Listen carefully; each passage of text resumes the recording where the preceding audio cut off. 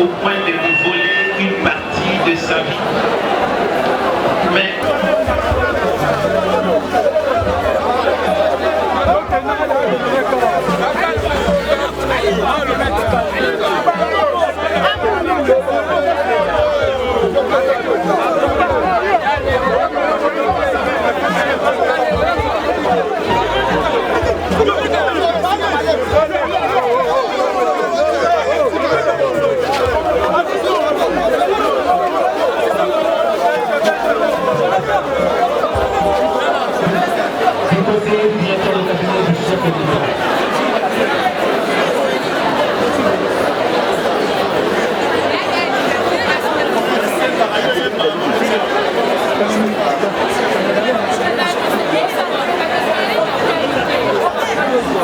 émission Découvrons nos artistes, c'est pour les artistes. On y soit ça arnaïa bien. Aya émission la bino yango Découvrons nos artistes. Lengia musique et c'est vraiment une émission moya boy. D'inviter bino nyoso, hein, na océan du Congo. C'est pas tout oyo batala rabiso balanda biso monde entier. Je vous appelle, je vous invite tous à s'abonner à l'émission Nabiso oyo Découvrons nos artistes. So s'abonner biso nyoso na océan du Congo. Découvrons nos artistes. Bayoka Dulaire. Océan du Congo. La chaîne qui reflète la vérité. Hein? La chaîne pas comme les autres. La chaîne numérique. Binonde, Masolonde Zabino. Océan du Congo est la chaîne Oyo et puis ça cabine toujours d'actualité. Découvrons nos artistes et la branchement qu'on a qu'à Océan du Congo. Ici nous sommes là, on fait que parler de nos artistes. Chien. Alino likambo te ata baluli kitoko lopango loku.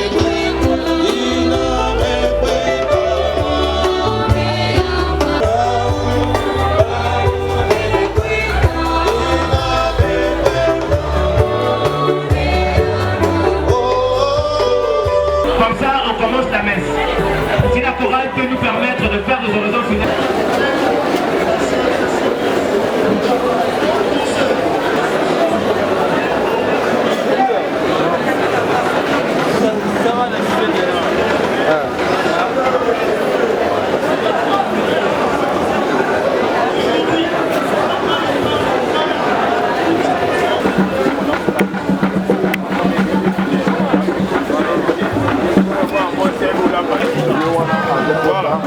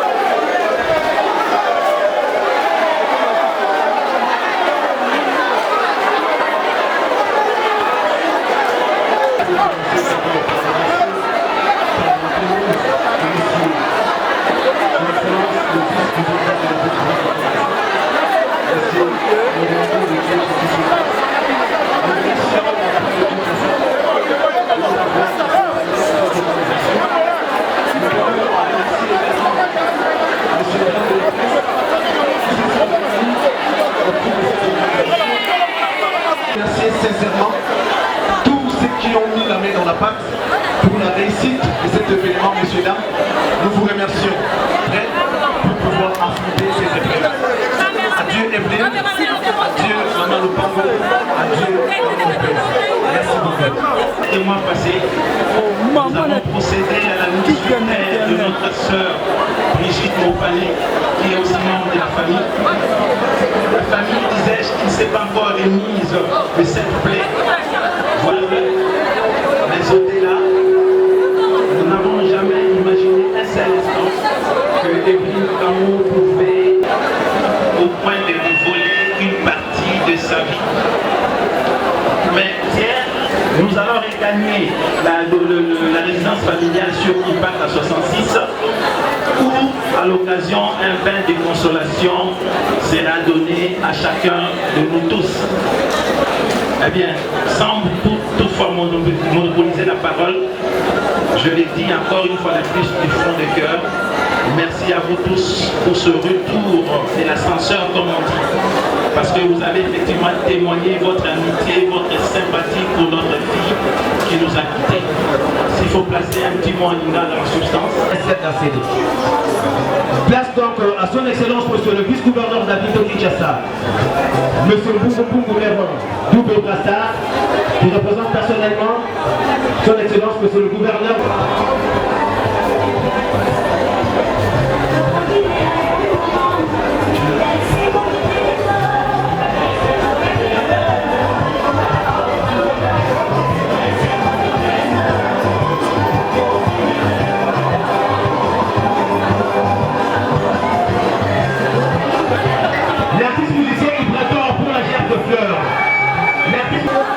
On dit qu'il y a un autre artiste aussi qui ne s'est pas fait signaler, qu'il avance alors, qu'il avance rapidement.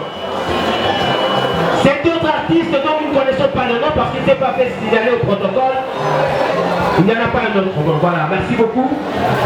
Là c'est Ibrator qui est artiste musicien qui dépose également sa gerbe de fleurs. Merci. Rapidement s'il vous plaît, rapidement.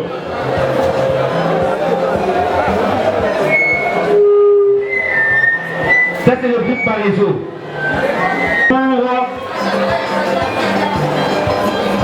ceux qui sont venus en retard pour la cérémonie de dépôt de gerbes de fleurs. Merci, on arrête là. Rapidement. Ne traînez pas autour du corps. Nous devons passer à la messe.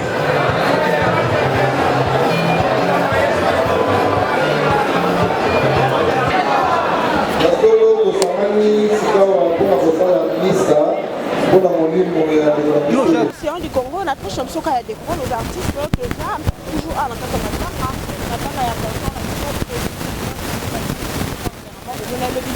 la mort ya Ngalima, il y a tout un an, puis il faut installer corne à la plaza, aux gens qui sont en plein net, de la maison,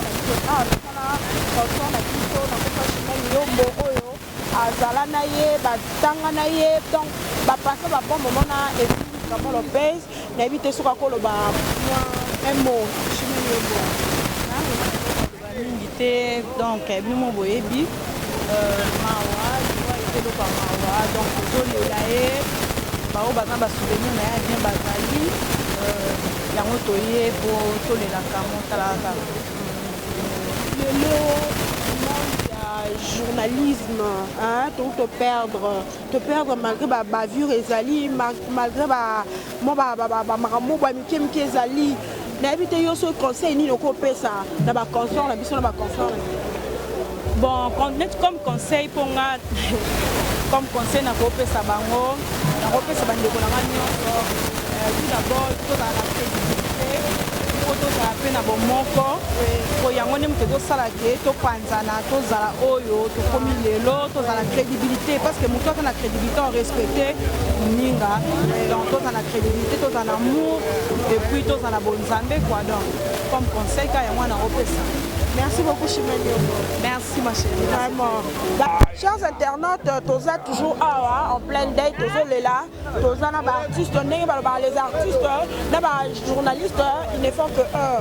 Donc tant ba artiste ba kufeli ba journaliste ba zala wana. Tout ba artiste ba c'est parce que média et zalaka. Na zala ba ninga la biso ba artiste, musicien, animateur, végétal bon. Bien que ngala ebi na ngayo c'est pour vraiment ma casse. Ouais, presque bato mingi bayebi ya stade mayor végéta kilo ya animateur ya Bill na filet de sa génération bayo tomoni yo ana matanga Evelyne Kamo Lopez journaliste mpona yo Evelyne Kamo Lopez azalaki nani?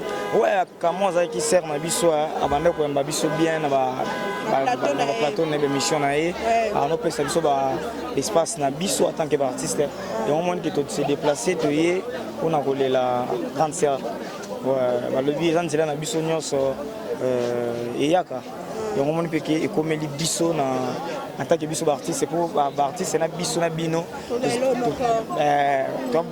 toama même orani baloba yango moni ke biso tout bamusicien ya mboka oyo toza awa olobani na famille biologique et perdre grande dame. Donc moi si vraiment il y a motu ya na libota. Ouais, bazara makasi eza makambo yaka bazala makasi po biso tout perdre ba to ya ba cher na ba famille quoi. Na yebi ke Kamo Lopez alaki cher na famille na ye. En plus na biso pe na monde na biso ba artiste tout le monde que to perdre journaliste même makasi na mboka oyo. Mais ça m'a comme ça m'a bongisa que senga faut ezala boy lelo tozala awa pona kolela Kamo Lopez yango ya komi kinisa matu na famille ça te bazala la kimia merci beaucoup Cathy Paul. Ouais, bonjour. Otali micro otali caméra na biso toza na tomoni ala matanga Evelyne Kamo Lopez. Evelyne Kamo Lopez azalaki nani?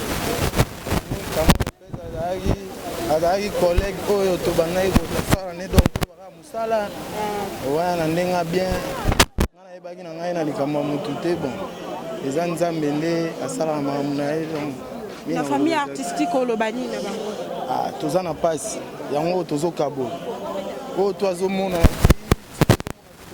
po toza na pasi oyo aza na pasi te nayebi te so omona awa toyendi kokabola pasi oyo toza nango entre les artistes. Merci beaucoup. Les internautes toza matanga awa toujours tozo continuer tomoni grande sœur Nabiso consort Nabiso une ancienne journaliste et puis elle continue toujours na musala na ye na kombo ya Magali Sissi. Bonjour Magali. Bonjour maman, ça va? Comment tu vas? Par la grâce de Dieu, je vais bien. Aujourd'hui, nous avons perdu notre consoeur Evelyne Kamo Lopez. Choc wana et comme la Kyondeni, Sangwana plutôt comme la Kyondeni. Bon, ça passe parce qu'avec elle, on a passé de bons moments et puis des mauvais moments aussi. Je dirais pas qu'on était tout le temps bien avec elle, non. Tobana goût du yende, azabna ba journaliste ou ba soin sanga mingi. Musu ako ça makamo boyo c'est blessé au yo mo boaxé mais il y avait peut-être aux soins singai. À un moment donné to bon sakaka. Parce qu'il y a des gens qui ont kanda sous le lolo bi pe abosana yango. Sora Monica yo ou approcher mbamo et pas ici. So pas mon yo tarder pas ko l'option mbamo.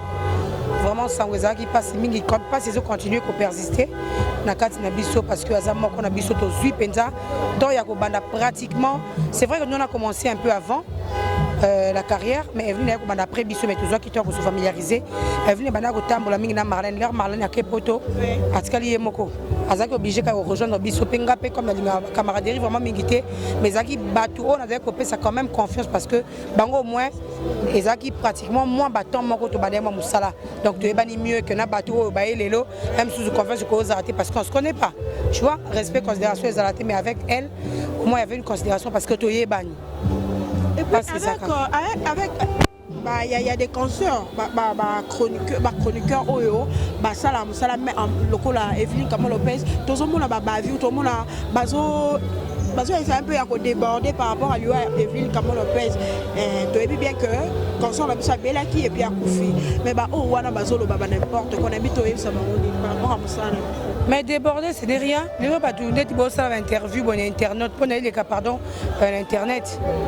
Et ça bon, nous avons vu Nabino par rapport à l'internet au balana. Mais il faut tous la paix battement de conscience et ça la cas. Erno c'est ça pas blague. Aux hommes on a Erno faut la paix Evelyne on a les lots parents na bazan de geni. Moi on a tika bazan de geni. Ba fanatique na bazan de geni. Biso ba ninga ba musicien au azaki pe proche na bazan de geni. Yo ozwa o lo ba n'importe quoi mais yo même si ya muninga seleki. Ya yo kuto éviter positionner les ala. Aux hommes on a faut conscience ya muté salaka. Moi je me dis tout cela est outre na base, et ça base à mutu. Faut quand même aux en manière pour peut-être mais c'est parce qu'on m'a appris peut-être chez moi dans ma famille peut-être on a l'impression que aux liban dans comportement mais naturellement il faut muto luka koza bien luka oza plus na ba ami que na ba ennemi so oza plus na ba ennemi au mon attaque créer nga makambu na comme ennemi non du coup le lendemain tu es bangoté. Il faut se faire plus bami, bien qu'on n'a jamais été parfait.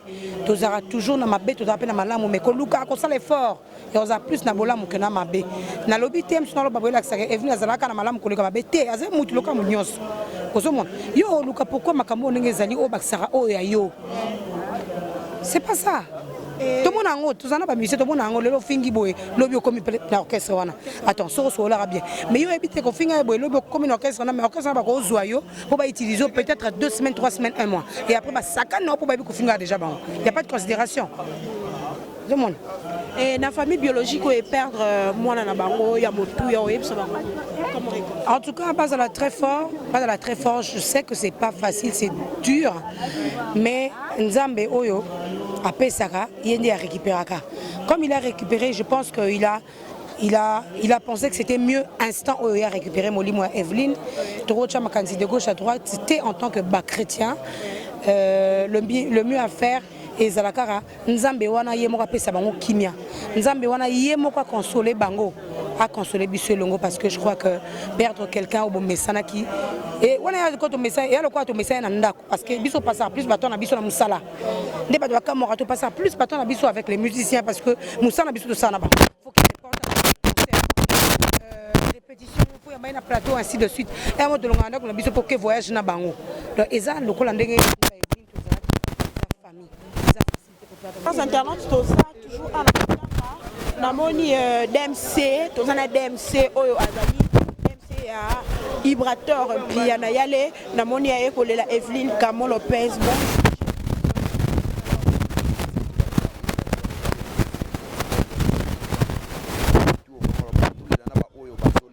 Donc la peine Evelyne Kamo Lopez, on a très cher pour nous donc tout passer ne ba bon.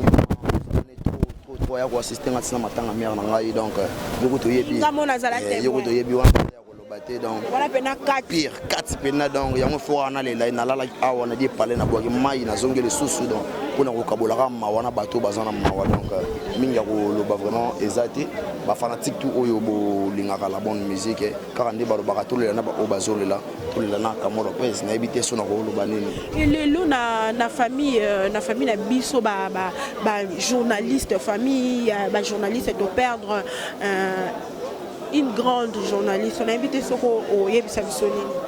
Bon, on a le barrage aboué. Ceux qui ont mingi, ça a coûté barotambola na vie, tout bakozala malamu, na tambola randengeni na sala ranini. Au lobinzamba ebe siganini, oya roko chamo limono, place ni molimono, et roko ne vous paye ma quoi. C'est un peu ça. J'ai voulu soldat, merci beaucoup. Et na bossa niveau tout non. La famille biologique, est-ce que vous pouvez réconforter bango?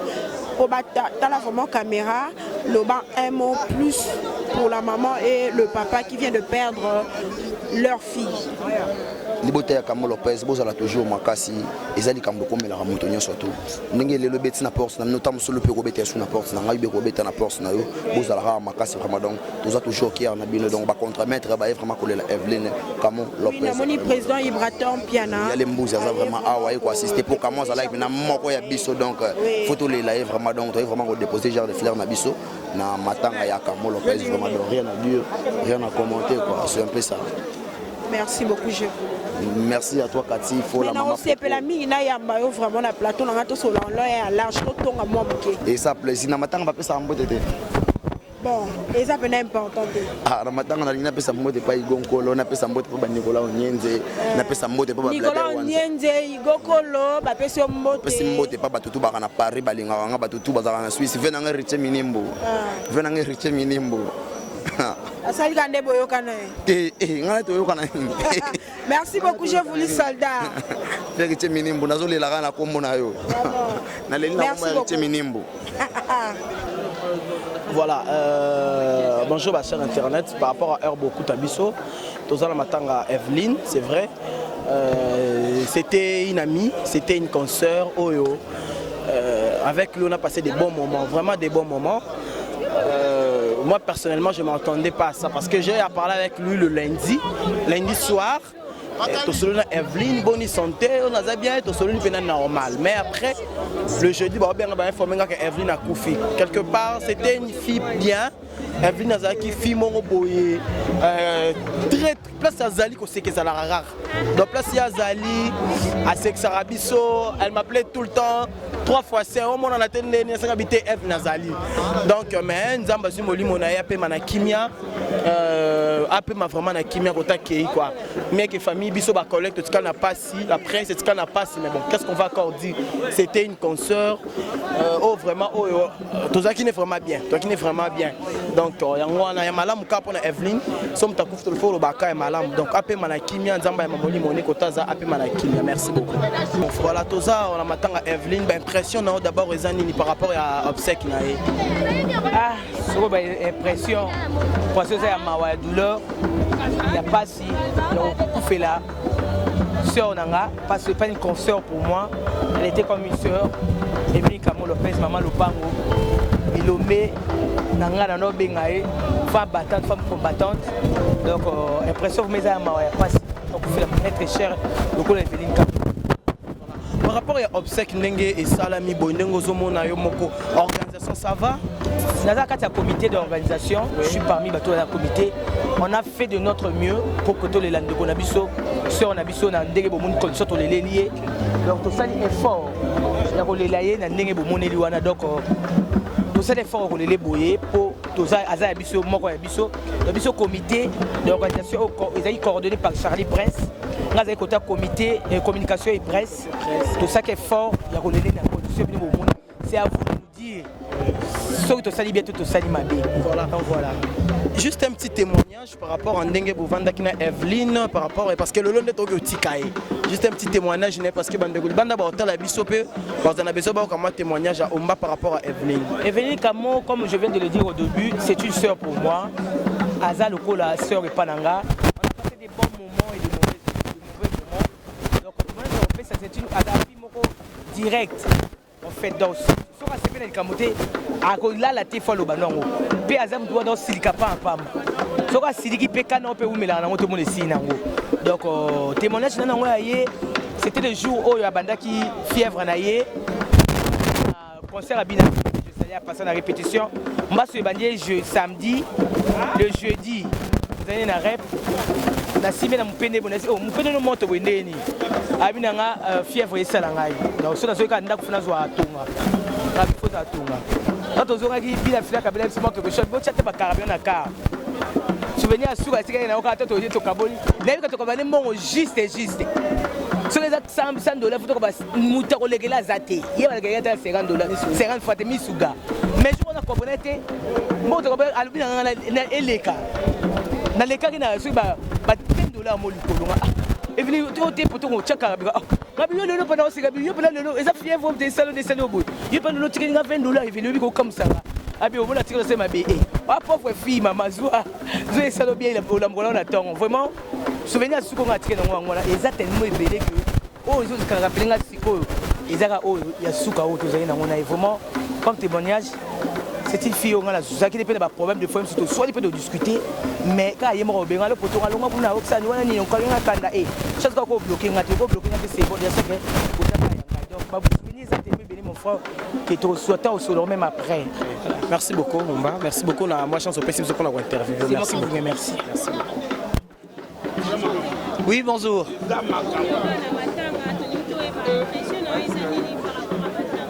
Mais déjà, les impressions ne peuvent être de douleur, de même que les sentiments.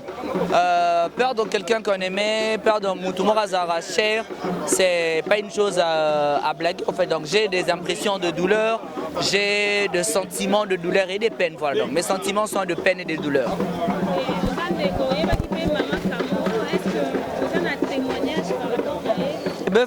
Evelyne Kamo Lopez n'a habillé dans le temps dans le salon à B1, je pense en 2010, que la corporation Montosa dans le ZAS de médias. Alors elle a suivi une fois mes émissions à la nuit, elle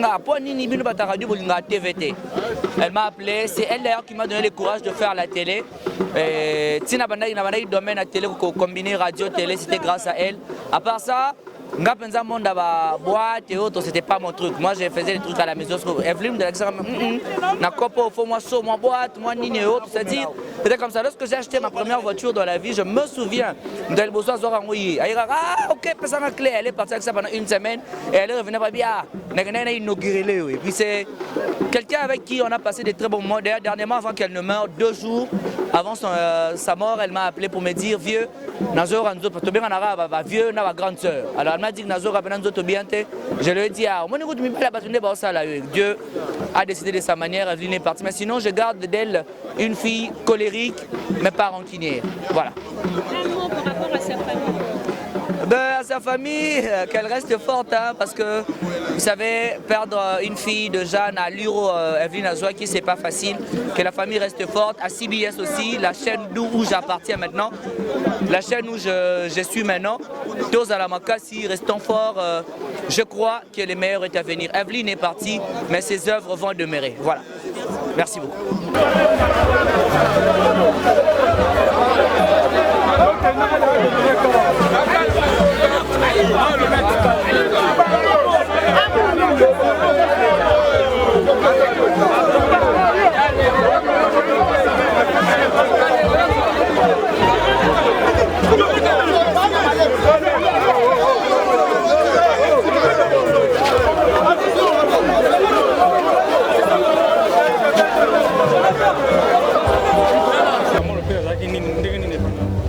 azalaki mpe grand journaliste na mono tio bandotala ye bien sûr ata yambaki ngai te me aza journaliste makasi au monde entier banomona ye oyo bato mpe balingaki ye makasi ça dépend mpe na bajournaliste mpe azalaki mpe na kati wana mais epesi nga nde motema mpasi nde baartiste nde baokende boye esala mpe mabe toza balider to bacomédie to bamisien nde bolandaka biso partout epesi nga motema mpasi taka nde nalati elamba boye esali nga bien te na motema.